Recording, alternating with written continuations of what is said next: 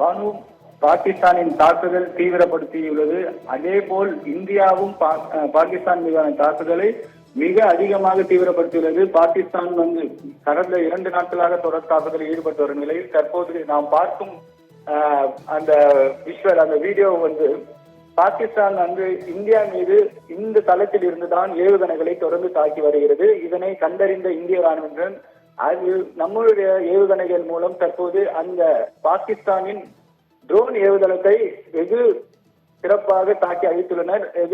இதன் அருகேதான் தீவிரவாதிகளும் தாக்குதல் நடத்தக்கூடிய தளமும் உள்ளது. அதையும் இந்திய ராணுவத்தினர் தாக்கி அழித்து விட்டார்கள். பாகிஸ்தான் தாக்குதல் அதிகமானதால் இந்தியாவின் எதிர் தாக்குதலும் மிக அதிக அளவில் செயல்பட்டு வருகிறது. தற்போது ஜம்மு காஷ்மீரின் சுற்றுவட்டார பகுதி முழுவதுமே ஒரு பதற்றமான சூழல் தான் காணப்படுகிறது. இந்தியா மீதான தாக்குதலை தொடர்ந்து அதிகரித்துள்ள பாகிஸ்தான் தற்போது அவர்களுக்கு $1 மில்லியன் நிதி உதவி அளிக்க சர்வதேச நிதி ஆணையம் அனுமதி அளித்திருப்பதால் தாக்குதலை மேலும் வலுப்படுத்தி இருக்கிறார்கள். அது மட்டுமின்றி இதுவரை ஏவுகணை தாக்குதல் மூலமே நடத்தி வந்த நிலையில் தற்போது போர் விமானங்கள் தாக்குதலையும் தொடங்கி இருப்பதாக தகவல் வருகிறது. ஆனால் ஜம்மு காஷ்மீர் அருகே ஸ்ரீநகர் விமானப்படை தளம் அருகே அந்த பாகிஸ்தானின் போர் விமானங்களை இந்தியா சுட்டு வீழ்த்தியதாக தெரிகிறது.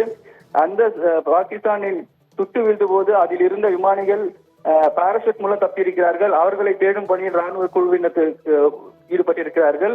ஆனால் தொடர் தாக்குதலால் ஜம்மு காஷ்மீர் உள்ளிட்ட பகுதிகளில் மிகுந்த ஒரு பதற்றமான சூழல் நிலவுகிறது. ஏனென்றால் தற்போது பாகிஸ்தானின் இந்த ராணுவ தாக்குதல் தொடர்ந்து அதிகரிக்கிறது. அதே போல் இந்தியாவின் பல மாநிலங்களில் இருந்தும் நமது வான் பாதுகாப்பு படை பாகிஸ்தானின் ட்ரோன்களை அழித்து வருவதாக தான் தற்போது தகவல் வெளியாகி இருக்கிறது.